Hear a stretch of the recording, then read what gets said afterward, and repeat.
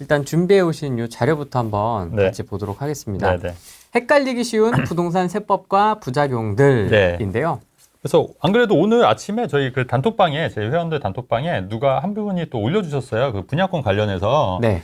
그 문의하시는데 안 그래도 요새 이런 거 보면 굉장히 많이 헷갈려 하시는 것 같아서 공교롭게도 제가 이거 마침 준비했었는데 네. 오늘 또 이렇게 물어보셔가지고 네. 좀 신기하긴 했었는데 네. 이제 이런 거죠. 왜 헷갈리기 쉬운 이제 세법과 부작용들이라고 그래서 네. 이제 예전에는 우리가 예전에는 우리가 이제 입주권만 주택수에 포함이 됐던 거예요. 입주권만. 네. 근데 이제 최근에 이제 분양권도 주택수에 포함되었었는데, 근데 이제 얘 분양권이 왜 포함되지 않았었냐면 주택으로는 입주권이란 건 뭐였냐면 쉽게 말하면 건물이 있었잖아요. 근데 건물을 허물고 아파트를 짓는 거니까 그건 애당초 그 집이었던 거예요. 네. 그러니까 그거는 당연히 주택수죠. 허물었어도 그러니까 권리니까. 근데 분양권은 애당초 그런 게 아니라 아파트 청약에 당첨된 권리잖아요. 그렇죠. 그러니까 이거를 주택으로 볼 수가 없었던 거예요. 그리고 이제 그 계약금도 10%지만 어떤 경우에는 5%밖에 없는 거고, 이거는 처음부터 주택이 아닌 거잖아요. 그냥 권리인 거고. 근데 입주권은 원래 집이었던 걸 허물었으니까, 그건 집이었으니까 그거는 주택수에 포함이 됐던. 그래서 입주권은 주택수에 포함이 됐었고, 분양권은 당연히 주택수에 포함이 안 됐었는데, 이게 언제부터 바뀌었냐면, 네. 2020년 8월 10일 이후에 취득한 분양권은 취득세 주택수 포함이 요게 이제 발표가 됐고요. 네. 이게 8.11 대책으로, 그 다음에 2021년 1월 이후 양도세에서도 주택수가 분양권이 포함이 돼버린 거예요. 이게 대책에 의해서. 근데 이제 8월 10일 요거를 또 보면 또 뭘 또 우리가 생각해야 되냐면, 네. 우리가 오피스텔 같은 경우에도 예전에 오피스텔은 주택수에 포함이 안 돼요. 네. 그러니까 2020년 8월 10일 이후에 취득한 오피스텔만 또 주택수에 포함이 되는 거예요. 이거는 취득세 주택수. 그러니까 이게 취득세 주택수냐, 양도세 주택수냐, 이게 또 다 달라지는 거예요. 맞습니다. 네, 근데 이제 지금은 어쨌든 8월 10일 이후 이제 거의 다 이후에 취득한 거니까 취득세도 오피스텔이건 뭐건 분양권도 다 취득세 주택수에 포함이 된다는 얘기예요. 근데 이제 다만 2021년 1월 이후 이제 산 분양권은 양도세도 포함이 되고, 이것도 마찬가지로 다 이제 이때가 지났으니까, 네. 그러니까 지금은 취득세, 양도세, 분양권도 다 주택수에 포함이 된다, 이렇게 이해를 하시면 된다는 거예요. 근데 네. 이제 여기서 문제가 그 사람들이 이제 분양권은 이제 그거잖아요. 이게 그 분양권을 매입을 하고 그 이제 등기를 그러니까 세금은 또 언제냐면 등기할 때 내는 거잖아요. 취득세를. 그러니까 분양권을 사고 2년이나 3년 있다가 취득세 내니까 당연히 이제 그때 돼서 시점에서 내 주택수를 산정한다고 이렇게 생각을 하는 거예요. 근데 그게 아니라 분양권은 취득 시점에 주택수를 따지는 거예요. 그러니까 예를 들어서 내가 지금 주택이 2개가 있고, 내가 지금 두 채가 집이 있어요. 분양권이 2개가. 하나 집이 있고 하나 분양권이 있는데, 이제 서울 집을 하나 더 샀단 말이죠. 근데 그리고 나서 이제 요거를, 그러면 이제 취득세가 이게 취득 시점이니까 중간에 요거를 분양권을 하나 팔아도 이제 2주택으로 해서 취득세가 그냥 일반 세율일 거라 생각하지만 이게 아니라 취득한 시점이 이제 3주택이 돼버리니까 이게 8%가 돼버리는 거예요. 그러면 이제 중간에 팔아도 8%인 거예요. 그쵸. 말이 안 되는 거지, 사실은. 그쵸. 그러니까 이런 이제 문제들이 이제 발생하고 사람들이 이제 헷갈려 하는 건데, 그래서 이제 현행 취득세 중과 기준이 뭐냐면, 이제 2주택은 8%, 3주택은 12%. 이미지가 이렇게 됐네요. 네네. 그래서 그렇게 했는데, 이제 요것도 뭐가 있었냐면, 취득세를 완화해 주겠다. 12월 20일. 이게 2021년 12월 22일인 거예요. 2022년. 네. 2022년 12월 20일이니까 대신에 지금 2022년 12월 21일 이후에 취득한 분양권도 취득세 완화를 해주겠다. 어떻게? 절반으로 50% 해주겠다. 그래서 사람들이 이거 믿고 분양권도 이제 절반 해주면 그래도 좀 나니까 6%가 아니라 3%, 12%가 아니라 뭐 6% 되면 뭐 괜찮네 이렇게 샀단 말이죠. 근데 이게 지금 어떻게 돼 있죠? 안 되는 거예요 지금. 통과가 안 국회 통과가 안 돼서 국회 통과가 안 되니까 지금 다 계속 되고 있는 거예요. 그러면 이거 2022년 12월 21일 이후에 분양권 산 사람들은 뭐냐고요, 지금. 이거 믿고. 그러니까 이제 정부 정책이 신뢰를 잃고 있다, 잃었다. 그러니까 이런 게 자꾸 누적이 되다 보니까 정책을 내도 사람들이 믿지는 않는다. 23, 24? 네, 거의 지금 이제 10월 2025년. 11월이니까 지금 뭐 2년 됐어요, 2년. 시간이 꽤 됐습니다. 그래서 이것도 빨리 국회 통과돼야 되는데 지금 근데 그 민주당이 이제 뭐 대다수 당이니까 뭐 어쩔 수 없다고 해도 어쨌든 이런 부작용, 그러니까 이게 정책의 신뢰가 자꾸 이제 무너지면은 약발이 자꾸 떨어지는 거죠. 이제 뭘 얘기를 해도 이제 사람들이 이제 안 믿고 안 듣고 이제 효과가 없어진다. 이제 그렇게 된다고 이제 이해하시면 될 것 같고요. 네. 자, 그래서 분양권은 취득세 기준이 취득 시점이어서 등기 시점이 아니라는 게 이게 가장 중요한 거예요. 핵심 포인트가. 취득 당시. 네, 취득 당시에. 그래서 예를 들면 2주택 상태에서 비조정 지역에 분양권을 그러니까 샀다. 전매가 이게 명의를 변경한 거죠. 전매를 해서 3주택을 하면은 요때 취득세, 그러니까 이게 비조정지니까 8%가 되겠네요. 8%가 되는 거고, 이후 분양권 완공 전 1주택을 처분했어도 1주택 상태에서 분양권 등기를 하더라도 이때는 이제 의미가 없다. 처분했어도 이때 취득 시점에 3주택이기 때문에 3주택 빼박이다. 네. 네. 그러니까 처분하면 의미 없다. 등기 시점이 아니다. 취득 시점이다. 예, 이렇게 되는 거예요. 그쵸. 그래서 비조정적이기 때문에 취득세 일반 세율이 아닌 취득 시점 기준으로 취득세를 내야 되는 거고. 그런데 이제 요거를 이제 또 이런 거예요. 그래서 사람들이 이제 머리가 이제 한 게 뭐냐면 법인으로 넘겼다 다시 가져와. 법인 넘겼다. 왜냐면 취득이니까. 그러면 취득일이 달라지는 거잖아요. 네. 그럼 어떻게 될 것 같아요? 취득세가 다시 바뀌어요. 바뀌어요? 바뀌어요. 법인으로 갔다가 오면. 근데 이제 법인으로 넘겼다가 다시 갖고 오면, 그러니까 자기 법인 있잖아요, 자기 법인. 그러니까 이게 꽁수인 거예요, 어떻게 보면은. 회피. 그러니까 어떤 뭐 절세인 경우, 절세이기도 하고. 근데 이제 문제가 뭐냐면, 분양권 같은 경우에는 법인은 중도금 대출이 안 나와요. 그러니까 그러면 법인으로 갈 경우에 중도금 대출을 다 상환하고 가는 거예요, 상환. 그러니까 그 돈을 다 내는 거예요. 근데 개인은 중도금 대출이 안 돼. 그런 문제가 있지만, 어쨌든 법인으로 갔다가 다시 갖고 오면은 되는 거예요. 내가 이제 2주택이 있는데, 이거를 법인 넘겼다가 다시 팔어. 그 다음에 다시 갖고 오면 그땐 2주택인 거잖아요. 분양권. 그렇잖아요. 그렇게 하는 거예요. 그 다음에 아니면 다른 사람에게 매매했다가 이제 등기 전에 갖고 오는 거예요. 등기 전에. 매매했다. 이거는 뭐 괜찮은 거죠. 그 다음에 이런 거예요. 부부에게, 그러니까 부부한테 증여하는 거예요. 증여. 분양권을. 이거를 내 거였는데 내가 지금 현재 이 취득할 때 3주택이었으니까 네. 그 하나를 팔고 그리고 부부한테 증여를 하는 거예요. 그래도 취득세는 다시 일반세로 바뀌는 거예요. 취득 시점이니까. 그래서 요게 부백의 등기 전 증여세, 그래서 요게 이제 되게 문제가 많이 되고 기사도 많이 나온 거예요. 꼼수는 절세라는 거죠, 절세. 근데 이제 그렇게 되니까 괜히 이제 그 행정 비용만 올라가는 거예요, 행정 비용만. 굳이 쓸데없이. 왜냐면 등기 시점에만 하면 되는데 등기 시점에 취득세 내면 되잖아요, 사실은. 근데 분양권. 근데 애당초 이게 분양권이라는 것 자체가 주택으로 간주할 게 아니었던 거예요, 이게 사실은. 왜냐면은 이게 뭐 5%만 냈어도 이게 집은 아니잖아요, 사실 주택은. 분양권 5%만 내도 계약금만 내도 분양권이 인정이 되지 않습니까? 네. 근데 그러다 보니까 집이 아닌 거를 집으로 억지로 인정을 하다 보니까 이런 이제 부작용이 이제 생기는 거고, 그래서 이제 부부한테 넘겨서 이제 증여를 하면은 또 취득세가 그 증여하는 시점으로 바뀌는 거니까 또 이제 완화될 수 있는 거죠. 그래서 이런 거 기사도 최근에 이제 많이 나오고 있어요. 근데 이제 문제가 뭐냐면 부부한테 증여할 때는 뭐가 문제냐면 이제 증여세가 나오는 거예요, 증여세. 근데 증여세는 이제 부부 같은 경우에 10년간 6억까지가 그 면제가 돼요. 비과세가 되기 때문에. 그러니까 10년간 내가 부부끼리 뭐 증여를 안 했으면 가능하다. 충분히. 그 다음에 이제 명의 변경은 취득세 내는 건 아니잖아요. 그러니까 그렇게 해서도 바꿔올 수 있다. 취득세를 이제 다시 돌릴 수 있다. 부부일 경우에. 네, 이렇게 할 수도 있다는 거를 이제 아시는 거죠. 예를 들어 학교가 이제 예전에 이런 얘기 제가 비슷한 얘기 했던 것 같아요. 학교가 되게 가까운 직선거리를 막아놨더니 애들이 이제 월담을 하는 거예요, 월담을. 그렇죠. 네, 법을 어기고 월담을. 그럼 차라리 거기 개구멍을 하나 뚫어라. 그러면 되지 않냐. 그럼 가면 되지 않냐. 그걸 애들한테 나무랄 게 아니다. 그러니까 우리가 이런 편법이나 이런 거를, 이거는 뭐 합법이니까 이런 절세를 사람들도 계속 이제 추구하는 거죠. 뭐 문제될 건 없다고 봐요. 그러니까 정책도 정책적으로 그러니까 이런 거를 감안해서 했어야 되는데 그런 거 없이 그냥 분양권도 입주권과 똑같이 취득세, 양도세, 주택수 매겨버리자 이렇게 해버리니까 이제 이런 사단이 있고 불필요한 행정 비용이 올라간다는 거죠. 이런 게 이제 부작용이고 문제다. 이렇게 이해하시면 될 것 같고. 네. 2024년 9월 19일 날 분양권 주택수 규제 부부 간 꼼수 증여 부추겨. 이게 부추기는 거예요. 아까 그 얘기거든요. 증여. 그래서 신축 입주 뒤 분양권 보유자는 취득세 중과 회피형으로 부부 증여가 활발해지고 있다. 왜냐하면 취득 시점이 아니라 한번 또 바꾸면 되니까. 이제 이런 기사들도 많이 있고, 이 기사는 이제 한번 읽어보시면 되실 것 같다. 자, 그 다음에 취득세가 이제 중과를 하니까 이제 어떤 문제가 있냐면 제가 항상 얘기하는 거지만, 자, 2주택부터 8%, 3주택부터 12% 이렇게 되잖아요. 그러니까 사람들이 돈이 있으니까 다 처음에는 무조건 똘똘한 한 채. 그러니까 이게 순서가 이제 생긴 거예요, 순서가.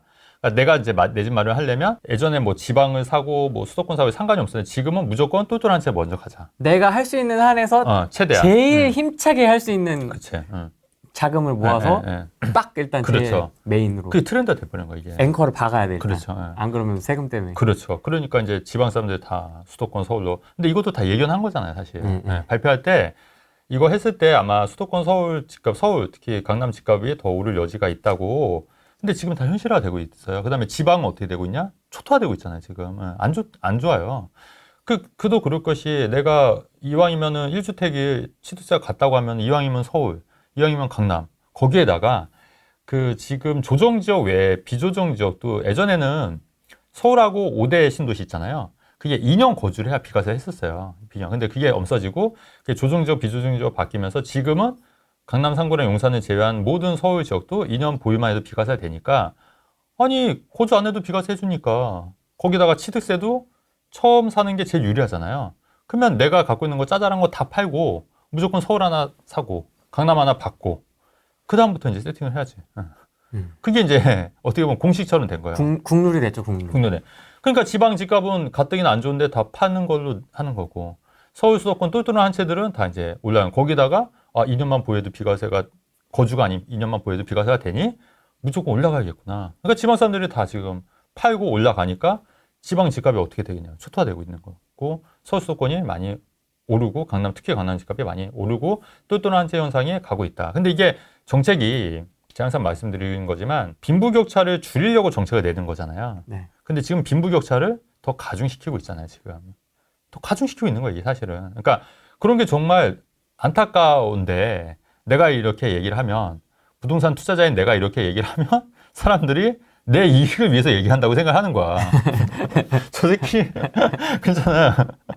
그래서 나는 이제 더 이제 이런 이제 나는 이제 보이니까 이게 좀 문제가 돼서 얘기를 하는 건데 지 이익을 위해서 얘기를 한다고 또 댓글 달고 할 수 있단 말이에요, 이게. 그런 댓글이 좀 달리나 보죠? 있죠.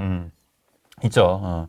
근데 아니고 그런 것보다도 제가 볼 때는 이런 게 이제 문제고 이렇기 때문에 점점 더 그게 가속화될 거다. 얘기 말씀을 드리는 거예요.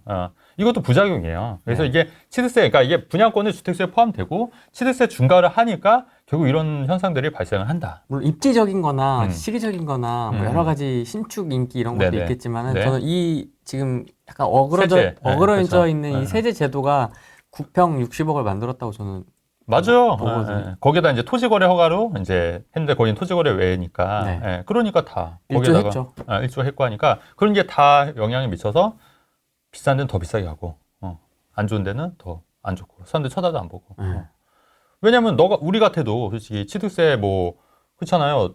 그 이왕이면은 3주택부터는 12%인데 이왕이면 제일 좋은 데부터 하고 나서 그 다음부터 이제 하는 거지. 그러니까 무조건 다 그럼 제일 좋은 거 하려면 지금은 다 팔아야 되는 거야, 다. 그렇죠.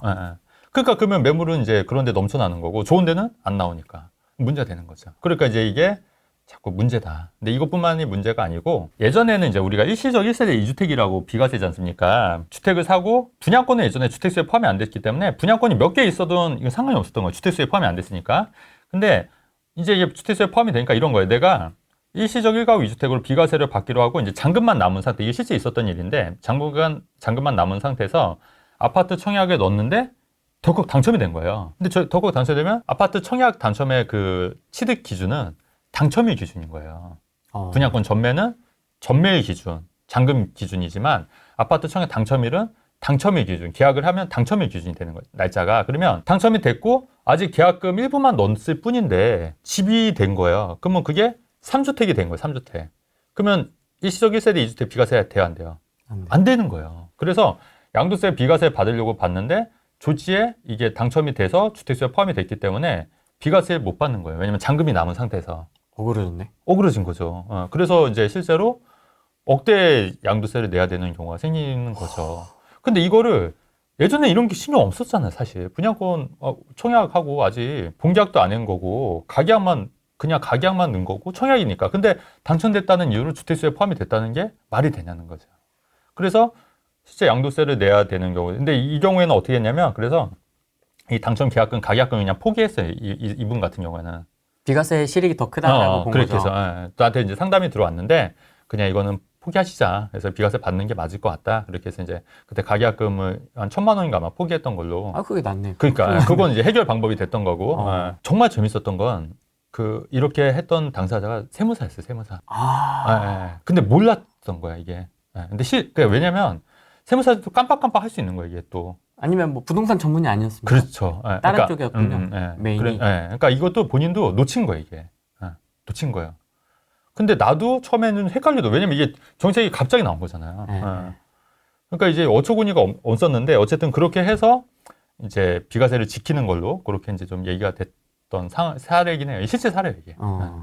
그래서 이런 케이스도 있었고, 청약 당첨자는 청약 당첨일이 이제 취득일 기준이고, 분양권 승계자 있지 않습니까? 이거는 잔금일이나 전매일이 기준이 된다. 이것도 이제 좀 주의하셔야 돼요. 그래서 함부로 청약 하시면 안 돼요. 비과세 받을 분들은.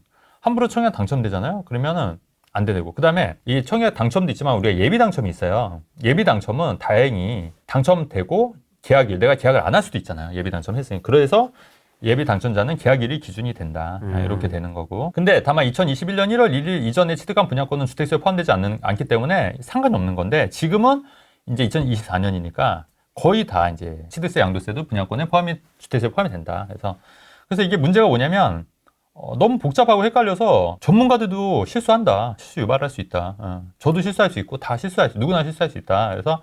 그래서 정책은 당순 명료해야 한다. 그래서 제가 항상 얘기하는 게 이게 덕지덕지 붙이니까 너무 헷갈리고 세무사들도 막 어렵고 헷갈리는 거예요. 그리고 이거를 풀려니까 이거를 다 띄어내고 막 해야 되니까 힘든 거거든요. 그래서 그냥 단순하게 하면 되는데, 그러니까 애당초 처음에 주택수에 포함이 안 됐으면 아무 문제도 없는 거예요, 사실은. 고육지책이 아니었을까? 뭔가 이렇게 투기는 막아야 되겠고 뭐 이렇게 하다 보니까 그쵸. 이렇게 막고 저렇게 막고 막 막다 보니까 막 누더기가 된 거죠. 그렇죠. 한편으로는 이해가 가고 요 얘기도 제가 이제 좀 이따가 더 할 거예요. 좀 이따가. 제가 이게 지금 서론을 지금 길게 깔고 있는 거예요, 여러분. 서론은 분양권 일시적 1세대 2주택 비과세가 현재 신규 주택 후 기존 주택을 3년 내 처분하면 일시적 1가구 2주택 비과세가 적용이 되는데, 이것도 되게 웃겼던 게 조정적일 때 뭐 과거에는 2년이었어요. 그리고 나서 또 1년으로 바뀌었네. 조정 대 조정일 때는. 네. 그리고 또 6개월 이내 전입 조건으로 또 바뀌어버렸었잖아요, 예전에. 그러니까 이게 언제 때 사면은 또 6개월 전입해야 되고, 언제 때 사면 2년을 해야 되고, 언제 때 사면 이게 다 날짜별로 다 달랐던 거예요. 그랬는데 그나마 윤석열 정부가 들어와서 제일 잘한 게 난 요거 같아. 3년으로 통일. 야, 됐고 다 필요 없고 3년으로 통일. 그래서 지금은 현재 3년으로 통일해요. 그나마 제일 잘했어, 진짜. 이거는 국회 입법 그게가 상관없었나 봐. 그래서 그냥 대통령령으로 하는 건가요? 그래서 3년 통일. 너무 편해. 그래서 계산하기도 편하고. 그리고 대체주택도 비과세도 왜 재개발 있지 않습니까? 그래서 이제 내가 이제 사는 대체주택도 그것도 2년이었는데 이것도 3년으로 제가 바뀐 걸로 통일된 걸로 알고 있어요. 그러니까 다 통일시켜야 돼요, 그냥 한 번에.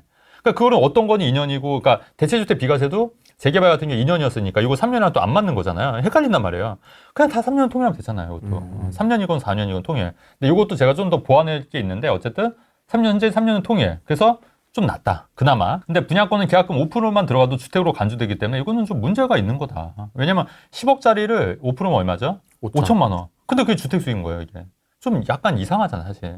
왜냐면 재개발은 그래도 몇 억이 들어가잖아요, 사실은. 잔금적으로. 그러니까 이거는 집을 사겠다는 의지만 표현해도 주택수다. 그렇죠. 이런 거겠죠. 그렇죠. 그러니까 또 우리 여러분이 헷갈릴 수 있는데, 오피스텔 분양권은 이제 그러니까 업무용으로 할 수도 있고 주택수로 하실 수 있기 때문에 주택수에 포함되지 않는다. 이것도 이제 아시면 좋을 것 같고, 일시적 1세대 1주택 비과세는 핵심은 뭐냐면 기존 주택을 매입을 하고 1년 후에 매입을 해야 돼요. 1년 이내 매입을 하면 이게 1세대 1주택 비과세가 안 돼요. 적용이 안 돼요. 그러니까 반드시 1년이 있다가 지나서 매입을 해야 되는 건데, 그 분양권 매입 후 1년 후 분양권 매입 존중 분양권 비과세. 그러니까 이런 거죠. 분양권 내가 매입을 했어요. 그다음 1년 있다 또 분양권 매입을 했어요. 그리고 3년 이내 기존 분양권을 처분을 하면, 예를 들어서 분양권 상태에서 처분하면 이거 비과세 될까 안 될까, 요 얘기예요. 네.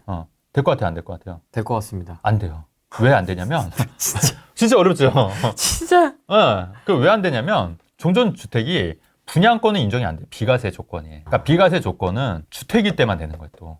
일시적 1주택 주택은. 근데 분양권은 그 주택은 맞지만 이 비과세 규정의 주택은 아닌 거예요. 이게 말이야 방구야. 분양권은 비과세 규정이 없다. 분양권 자체로는. 그렇게 이해하시면 돼요. 분양권 매입 후 조정적 아파트 매수 시 일시적 1가구 2주택 취득세 중과 배정 규정이 3년 내에서. 이건 뭐냐면 분양권이 내가 현재 있는 상태에서 강남 아파트를 샀어요. 강남 아파트. 그러면 이것도 강남 아파트는 취득세가 조정적이니까 8%겠죠. 네. 근데 이거를 면할 수 있는 방법이 기존 주택, 이걸 신규 주택을 강남 아파트를 사고 나서 3년 이내 분양권을 처분하면 되는 거예요. 그러면 취득세가 3%만 되는 3% 구간을 살 수 있는 거예요. 일반 세율로. 무슨 말 이해되시죠? 네. 3년 이내는 처분하면 된다. 근데 아까 제가 얘기했듯이 비과세 규정에서 분양권은 비과세가 못 받았잖아요. 마찬가지로 일시적 1세대 1주택 취득세에서도 이 분양권이 주택수로 포함이 되는지 여부인 거예요. 이때는.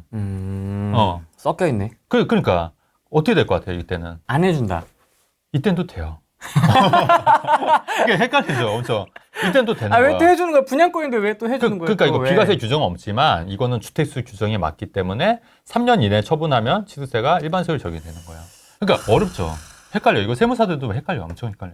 알바노다 알바노. 알바나. 네. 그러니까 이게 뭐냐고. 이게 개판이다. 뭐냐고. 개판이라고 심해서. 그러니까 내가 얼마나 답답하고 미칠 것 같냐는 거야 이게. 예. 3년 내 처분이야. 근데 이런 건 또 돼. 근데 사람들이 잘 몰라. 그 다음에 또 문제가 뭐냐면 우리가 3년 내 처분이 돼야 되잖아요. 근데 우리가 일반적으로 갱신 청구하면 어떻게 돼요? 4년이지 않습니까? 3년 내 처분이 돼야 안 돼요.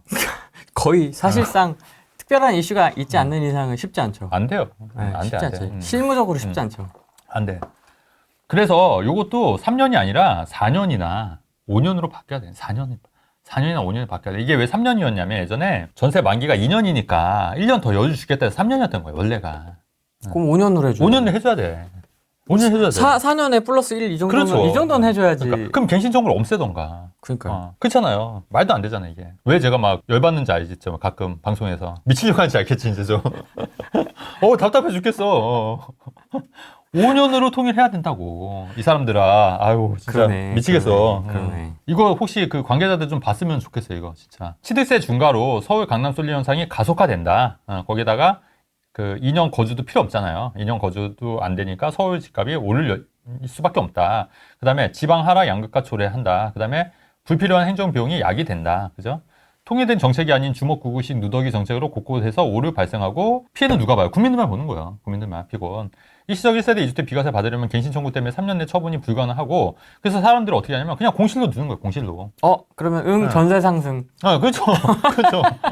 그래서 공시상 경우 때문에 생애 때문에 불량 부조로 전세가 월세 가격이 상승하는 거다. 이게 뭐야 도대체. 맞아요. 정말. 그래서 취득세, 양도세, 대출 청약 규정이 다 다르기 때문에 굉장히 복잡하고 헷갈려요, 사실. 그 다음에 최근에 빌라 청약 시 주택수 포함되지 않는데 그렇다고 이게 양도세, 취득세는 주택수가 포함 안 되냐? 그것도 아니에요, 또. 그러니까 청약일 때만 주택수 포함되지 않는다는 거지 양도세나 취득세는 여전히 주택수 포함되기 때문에 사실 이것도 반쪽짜리 정책이다. 그러니까 이런 거는 사실 의미가 없다. 그래서 제가 볼 땐 정책을 다각적인 시각을 갖고 있는 사람이 만들어야 된다. 두루 내려다 볼 수 있는 사람이. 그러니까 일부만 이렇게 있고 이 틈틈이 이 사람들만 있으면 총괄이 안 된다. 총괄할 수 있는 사람이 없다. 총괄할 수 있는 사람은 실무 현업에 있는 사람이 총괄의 조언을 받는 게 좋을 것 같다는 게 제 개인적인 생각이라는 거죠. 네. 실무 현업에 있는 사람들이라고 하면은 네. 그분들은 업자라고 생각을 하기 때문에 그렇죠. 또 듣지 않습니다. 안 들어. 그러면 지네 이득만 이해한다고 얘기할 거예요. 좋게 봐줘야 교수님 정도 조금 넣어주고. 그렇죠. 근데 또 교수님들은 또 실무가 없으니까 투자를 안 하시죠. 안 하시니까 맞아요. 그런 게 문제가 좀 될 것 같아요. 그래서 어쨌든 뭐 이거는 뭐 여담이긴 한데 어쨌든 답답하다. 그다음에 어처구니가 좀 없다. 어처구니가 없긴 하지만 뭐 어쨌든 뭐 이런 상황이다. 뭐 이렇게 이해하면 좋을 것 같아요. 지금 어쨌든 그 대출 규제로 해서 주춤하죠. 그리고 네. 저는 조금 주춤할 수 있으니까 조금 조심하자. 너무 오른 거는 좀 섣불리 들어가지 말자고 제가 누차 말씀드렸어요. 그죠? 그냥 오히려 좀 저평가된 데 찾는 게 괜찮을 것 같다고 말씀드렸고. 그러니까 제 얘기 잘 들어보면 굉장히 많이 맞아요, 사실. 그렇잖아요. 많이 맞고. 근데 이제 중요한 게 뭐냐면 대출 규제가 그러니까 잘 들어보시면 또 이제 앞으로 미래가 어떻게 될 건지 한번 예측을 해보는 건데 대출이 이제 규제가 되지 않습니까?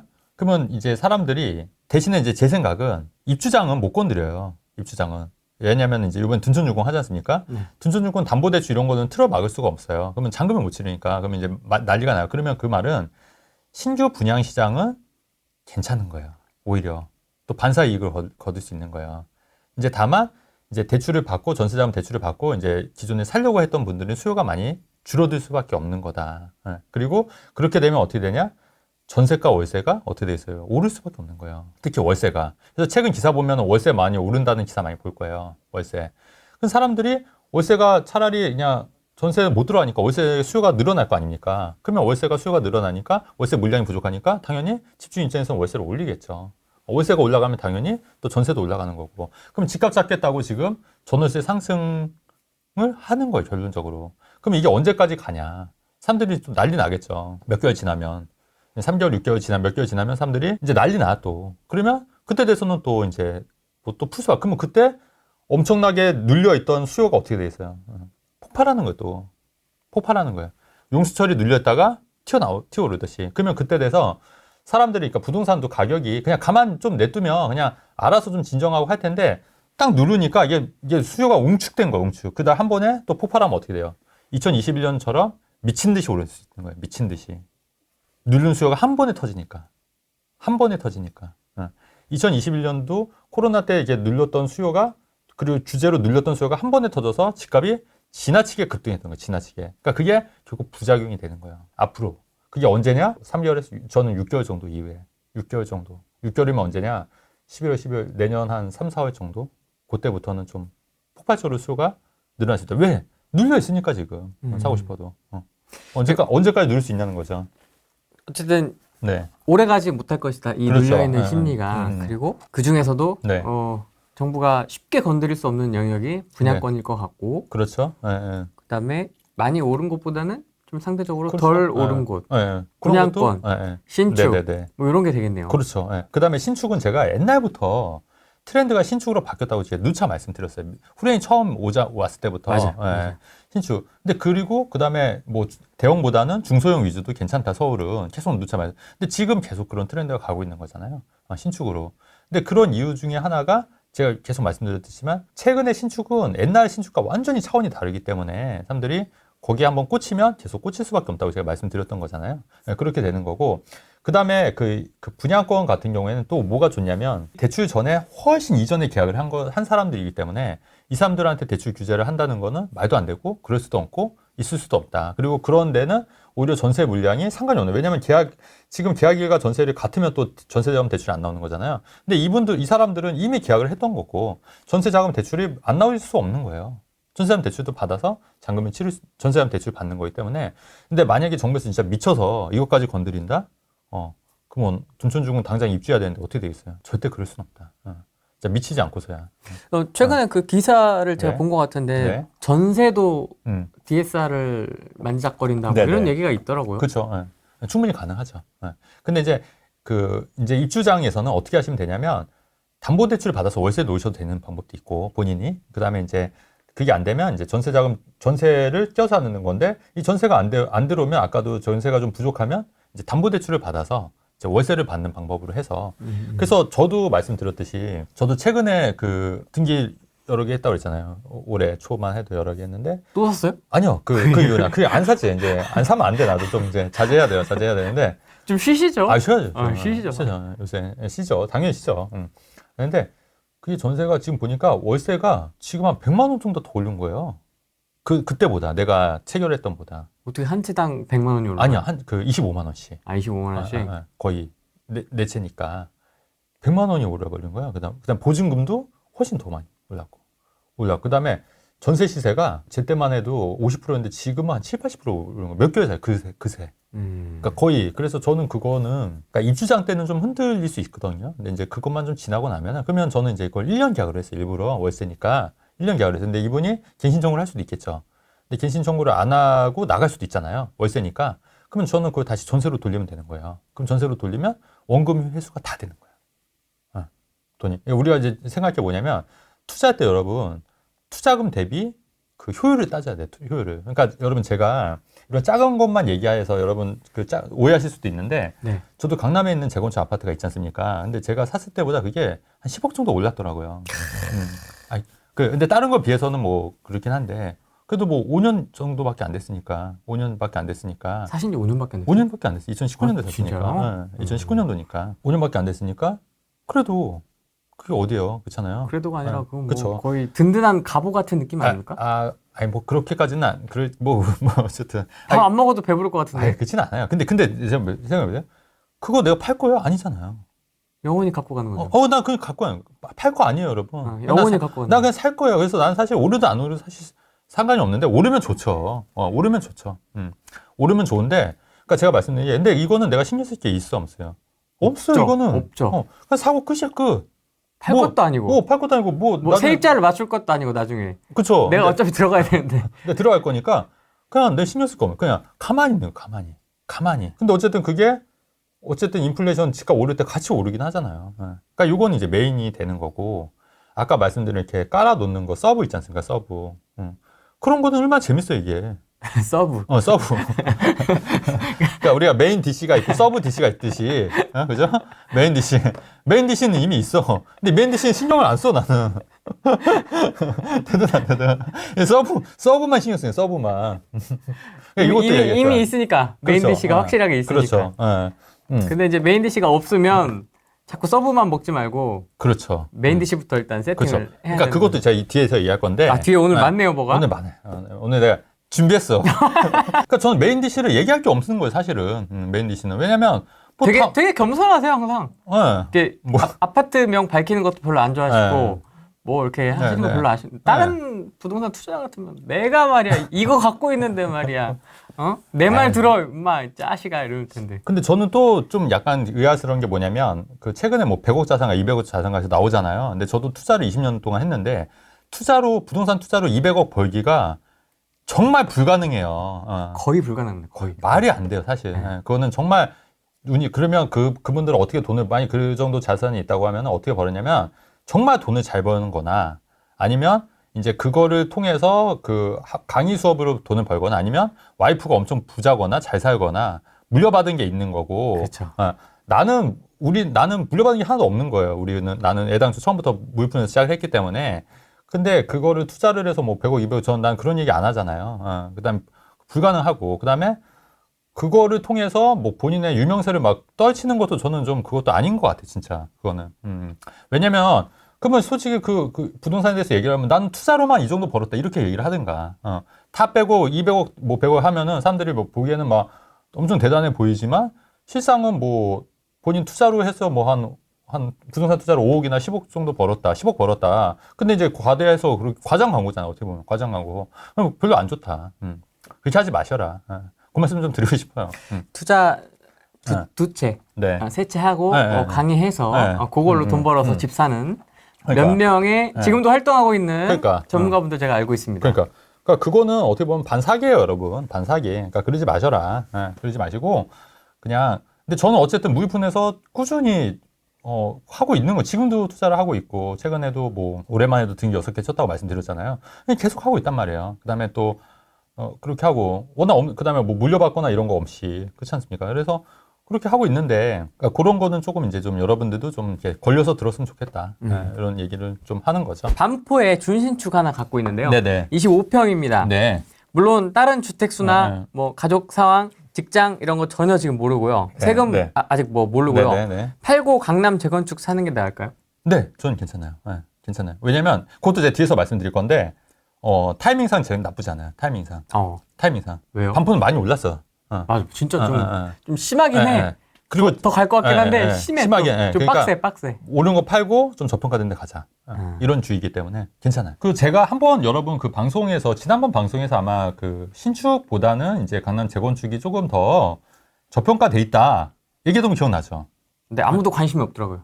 그래요? 여의도 또 말씀하셨고 목동도 그렇고 목동도 말씀하셨고 강남도 얘기하셨고. 근데 최근에 움직이고 있어요. 최근에 움직이고 있고 반포 팔고 강남 재건축 들어가자는 그 타이밍은 제가 볼 때는 괜찮은 것 같아요. 지금도 나쁘지 않고 요거 말고 이제 또 다른 기사도 오늘 최근에 있었는데 요새 좀 움직이고 있고 이제 앞으로 왜냐면 그렇잖아요. 지금 반포가 50원 60을 찍었는데 그때 말씀드렸잖아요. 뭐 제 신규 재건축이 재건축 되면은 추가 분담금 내고 해도 남는 장사네. 이거를 이제 사람들이 인식을 하는 거고 입지가 좋은 강남 재건축은 돈이 되겠구나. 그러니까 이제 몰리죠. 그 다음에 저평가돼 있고. 다만, 토지거래 허가 지역으로 묶여 있으니, 이제 2년 실거주를 해야 된다. 근데, 후랭이가 그때는 그래도 간다면서, 만약에, 김영동 사장님 옆으로 간다고 했잖아, 그때. 갈 수 있다면, 저는 서서 잘 수도 있습니다.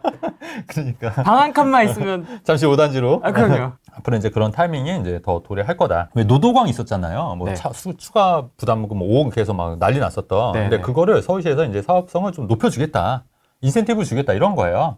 근데 이렇게 하는 이유가 어차피 이제 서울시랑 입장은 좀 다른 게 이제 정부랑은 하는이랑 또 다 다른 거예요. 그러니까 그러니까 행정부랑 서울시랑 이게 약간 좀 미묘하게 좀 달라요. 그다음에 서울시장 오세훈 서울시장은 보니까 그래도 약간 좀 섞여 있잖아요. 약간 그 자유민주주의도 좀 섞여 있고 사회주의가 좀 진하게 담겨 있죠. 근데도 이것도 좀 섞여 있어. 그래서 이제 이런 거죠. 좀 인센티브 좀 올려주겠다.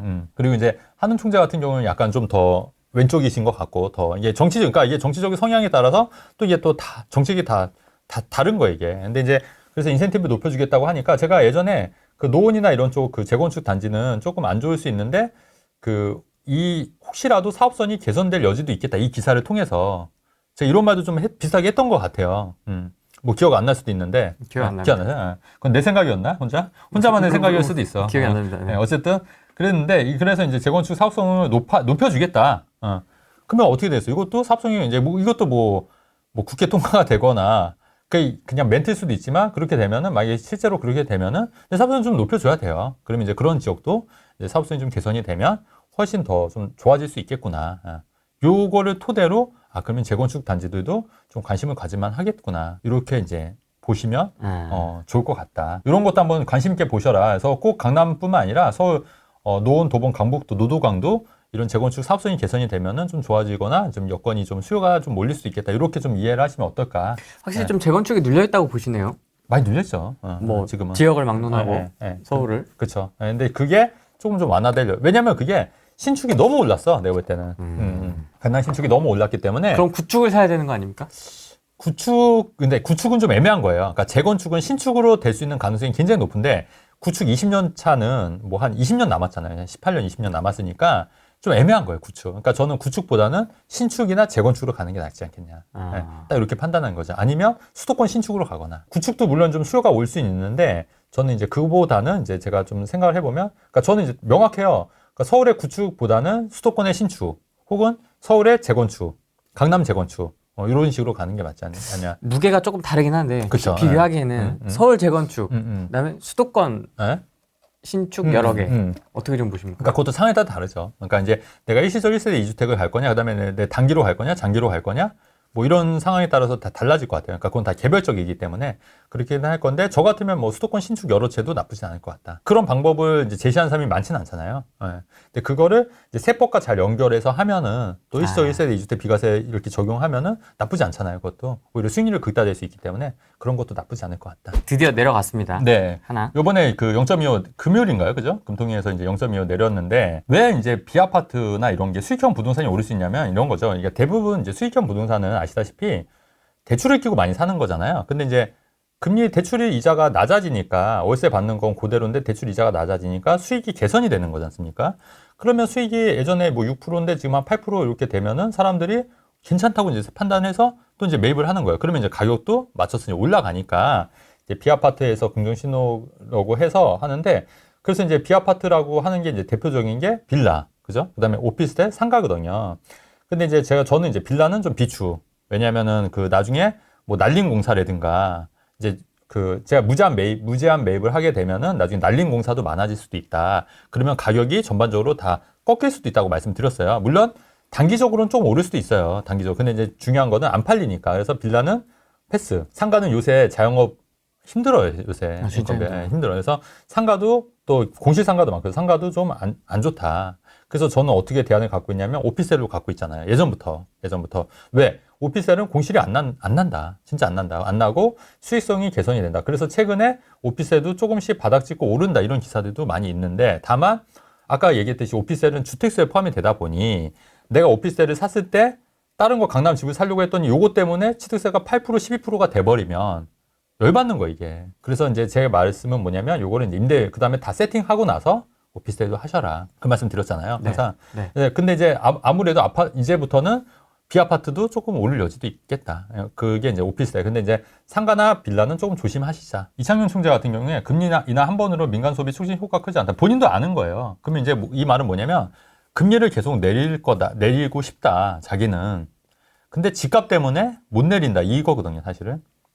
집값 불안 때문에 못 내리겠다. 근데 제가 궁금한 게 한국은행 총리가 왜 집값 걱정을 하는지 저는 이해가 안 돼요. 이분이 국토부 장관이 아니잖아요. 집값 걱정은 원래 국토부 장관이 해야 되는 거 아니에요? 같이 이제 상호 협의를 하겠죠. 근데 저는 이분처럼 한국은행 총리가 이렇게 멘트 하시는 분은 본 적이 없어요. 역대 한국은행 총리 중에. 조금 나대. 조금 선 넘더라고요. 그러니까 한국은행 총리가 이렇게까지 하는 건 아닌 것 같고, 한국은행의 주 업무는 물가 안정이고, 물론 이제 부동산도 물가에 포함되긴 하지만 경기 진작을 위해서 이제 금리를 높이냐 낮추냐 이런 것만 하시면 되는데, 너무 이제 본인 생각에 있으니까 집값 무조건 안정시켜야 되고 경제는 살려야 되니까 이거에 대해서 너무 이게 좀 매몰돼 있지 않느냐. 그러면 지금 사실 경제가 어떠냐면 굉장히 안 좋아요, 사실. 자영업자들이 안 좋은데, 자영업자들이 안 좋은 이유 여러 가지 요인이 대출 금리도 낮춰줘야 되는 것도 있고, 대출 금리가 높은 것도 있어요, 사실 자영업자들이. 그 다음에 또 하나 뭐냐면, 이게 자영업자들이 너무 힘든 게 쿠팡 배민 수수료도 너무 세고, 그 다음에 무엇보다는 게 이게 최저임금 있지 않습니까? 최저임금이 문재인 정부 때 계속 올랐잖아요. 그러니까 사실 예전에는 저 어릴 때만 해도 대학생들 아르바이트 해봤자 1시간에 뭐 2,000원? 맞아요. 2,500원? 네. 근데 그래도 되는 게 어차피 알바잖아요. 그분들은. 나도 그랬고.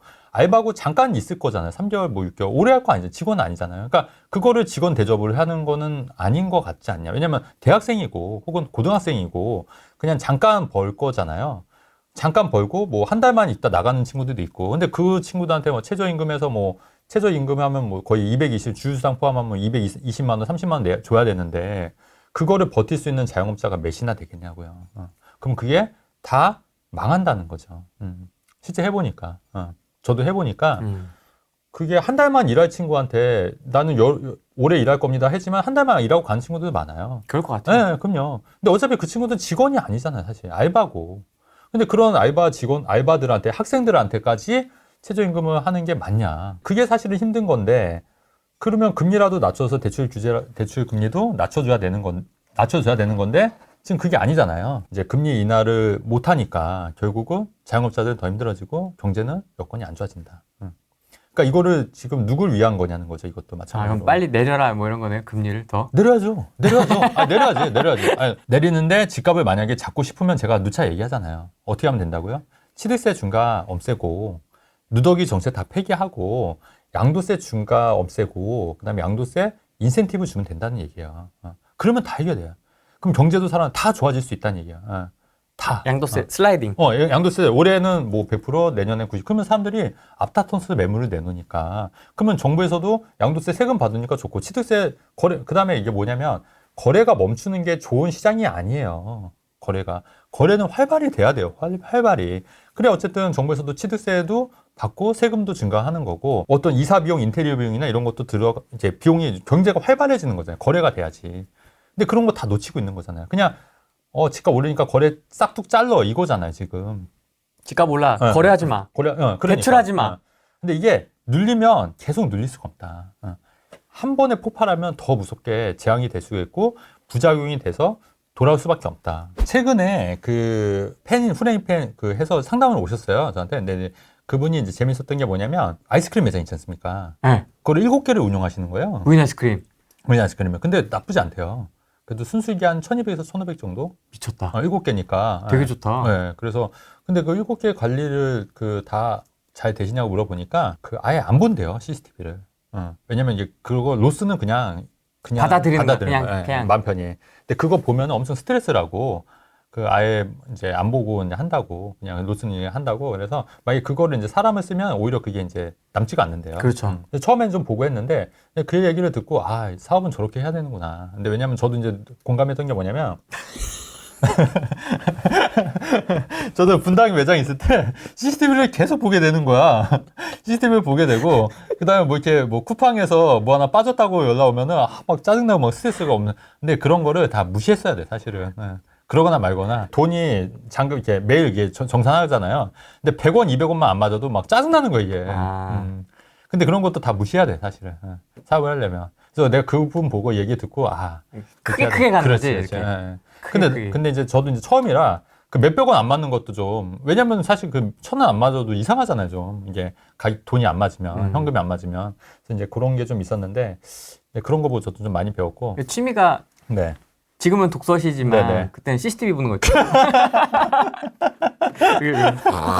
CCTV랑 이제 매출 보는 거. 매출 보는 거. 오늘 비가 와서 그런가 맨날. 맞아요. 그래서 맞아요. 졸업하시니까 너무 좋아 보이신다. 표정이 그래요? 너무 좋아 보이신다. 네네. 2번 다시 하지 마셔라. 하지만 그 이제 만나셨던 네네. 그분은 네. 또 잘 하고 잘 계시고 하고 계시더라고요. 성향에 따라서 또 네. 근데 이제 그분 같은 경우에는 또 투자도 이제 그때 왜 한참 제가 옥정 얘기를 했었잖아요 그때. 근데 그래서 갑자기 그 방송 보고 그 다음날 가가지고 계약을 했었대요 거예요. 근데 그게 이제 좀 많이 오른 거예요 그게. 그래서 이제 감사하다고. 무섭다 이제 방송하기. 그러니까 무섭다니까. 떨어지면 그러면 쫓아왔겠죠. 이 새끼 막 이러면서. 근데 설마 또 그렇지는 하겠는데. 무섭다. 그래서 조심해야 돼 항상 말을. 이제 사실 저희가 23년도에는 네. 아무도 안 보니까 네네. 봐도 반응이 없으니까 좀 그랬는데 맞아요. 막 얘기했잖아요. 단지도 맞아. 막 얘기하고 맞아요. 막 했잖아요. 맞아요. 근데 맞아요. 지금은 이제 좀 다시 또 맞아요. 조심스러워지는 네, 조심해야 돼요. 네, 그런 상황이긴 이게 합니다. 조심해야 되고 그다음에 이제 그래서 그분이 어쨌든 그러면서 뭐 엄청 고마워하시더라고요. 아. 고마워하시고 좋아하시더라고요. 잘 되셨으면 좋겠네요. 부부가 같이 오셨는데 뭐 아이스크림 좀 들고 오셨습니까? 그러게 그건 안 갖고 21년 최고점에 네. 세종에 내 집 마련을 했습니다. 네. 현재 4억 정도 마이너스인데 엄청 떨어졌죠 세종은. 네. 이런 상태에서는 어떤 방향으로 다음 투자를 찾아야 할까요? 그러니까 실거주시네요. 네. 그러니까 제가 최근에 세종이 엄청 떨어졌더라고요 보니까. 아, 그렇습니까? 네. 근데 이제 세종도 사기 좋은데. 세종 한번 볼까? 네. 엄청 떨어졌죠. 왜 이래? 그게 이제 정부종합청사 이런 게 좀 약간 불투명해졌고. 아, 네. 그다음에 예전만큼 이런 게 이제 뭐 그런 것도 있고, 근데 사기는 굉장히 좋잖아요. 되게 좋아요. 깨끗하고. 네. 그다음에 이제 지금은 트렌드가 이제 서울 수도권이고, 근데 그런 이유가 아까 뭐 취득세라든가 양도세라든가 또 이런 부분 때문에 이제 했다고 말씀드렸잖아요. 그래서 네. 이제 세종 같은 경우에는 제 생각은 그래요. 이게 이렇게 떨어질 때 파는 게 맞냐? 저는 또 한편으로는 그래서 조금 워낙 또 살기 좋고 하니까. 근데 또 이제 요새는 트렌드도 무시 못 하는 거니까. 네. 그래서 요거 좀 어려운데 저는 요런 거 같은 경우에는 오히려 만약에 좀 여유 자금이 더 되시면 이제 떨어졌을 때 파는 것보다 팔고 어디를 가는 것보다 그냥 이제 여유가 되시면 한 채 더 사는 전략으로 수도권에 좀, 약간 분산 투자하는 전략으로. 그러니까 이제 세종은 좀 기다리시고 좀 그렇게 해야 되지 않을까 오히려.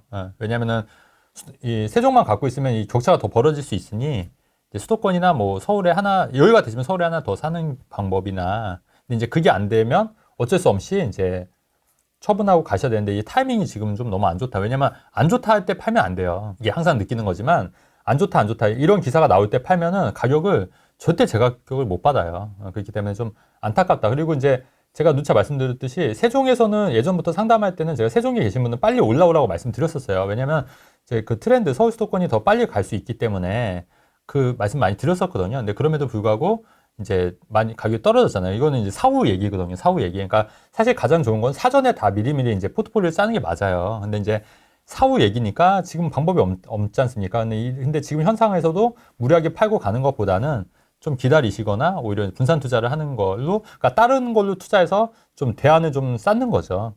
네, 손실분을. 이렇게 지금 실거주 아파트 네. 한 채가 네. 많이 떨어진 상황에서 수도권 아파트 한 채를 더 사는 걸 네.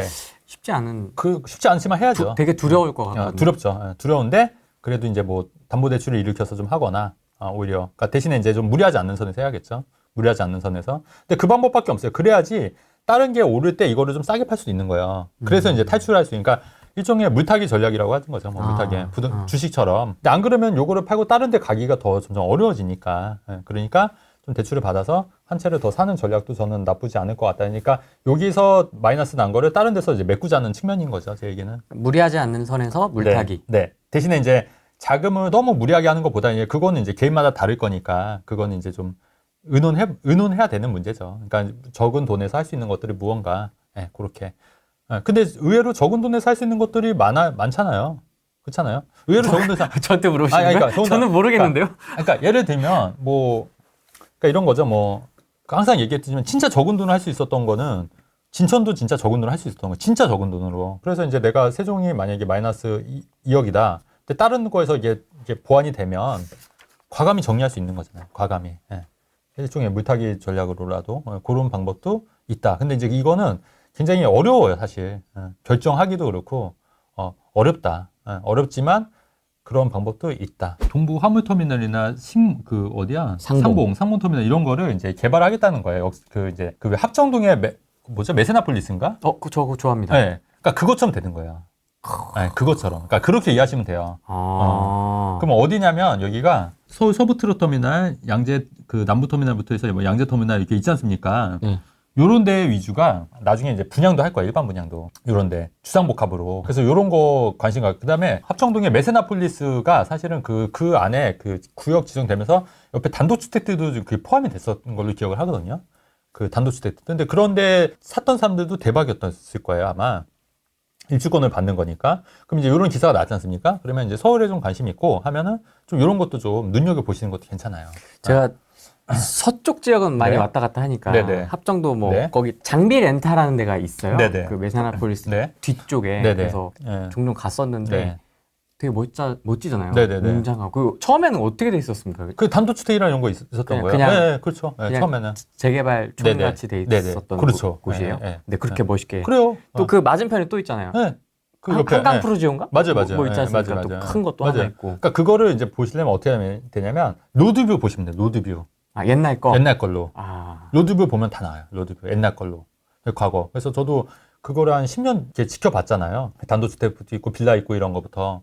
근데 그런 거는 이제 되는 거고 아마 여기도 이제 그 주변도 약간 개발이 될 수, 왜냐면은 이게 딱 그것만 되는 게 아니라 또 모르겠어요. 그 흡수될 수도 있거든요. 그게 붙어 있는 데는. 그러니까 그런 것도 한번 좀 눈여겨보는 거는 어떨까. 대신에 이런 거는 좀 장기 투자용으로. 그러니까 저는 이런 부분은 좀 투자적인 관점에서 말씀드린 거예요. 그래서 좀 힌트를 드리자면 메세나폴리스를 한번 가보시고 그 일대를 한번 보시고 로드뷰 한번 보시고 그러니까 그게 이제 과거와 현재와 미래가 다 나오잖아요. 그리고 이제 요거를 이제 미래를 이제 상상하는 거죠. 예, 과거와 현재와 미래를 그렇게 하면 또 부동산으로 돈 벌 수 있는 게 어렵지 않다.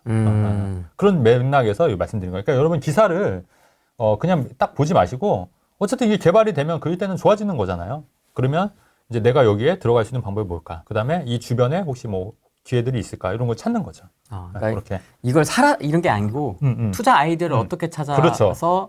이 생각의 디벨롭을 어떻게 하느냐. 그렇죠. 요거죠. 네. 이런 거는 굉장히 또 필요한 얘기여서 그렇네요. 이런 것도 좀 관심 가져보면은 괜찮지 않을까 해서 갖고 왔습니다. 괜찮지 않을까? 네, 작년에 이제 오셨던 분인데 그때 수원에 이제 신축 아파트를 갖고 계셨는데 이분이 이제 요거를 너무 팔고 싶어 했던 거예요. 이제 올해 1월이었으니까. 근데 제가 볼 때는 좀 갖고 있어도 돈이 더 오를 것 같았거든요. 근데 이분이 이제 분양을 받아서 이제 4억대 분양을 받았으니까 그래도 한 6억대니까 한 2억 정도 오른 거예요. 근데 이제 수원 신축이요? 예, 하늘채. 예. 그래서 이제 이제 요거를 팔고 싶어 했는데 이제 학군이나 이런 게 좀 없어서 좀 팔고 싶어 했는데 제가 볼 때는 좀 더 갖고 계셔라. 이렇게 말씀을 드리고 이제 그다음에 대출을 많이 받으니까 자금이 많이 없으니까 그러지 말고 이제 분양권 하나 더 사라. 차라리 하나 더 사더라도 이제 3년 이내만 팔면 비과세 되니까 그렇게 해서 이제 하나에서 일시적 1세대 2주택 만들어서 좀 갖고 계신 게 낫지 않겠냐 이렇게 했는데 그래서 이제 이 추천 아파트를 이제 한번 보시라고 해서 이제 안내를 드렸어요. 근데 이제 와이프랑 이제 같이 간 거예요.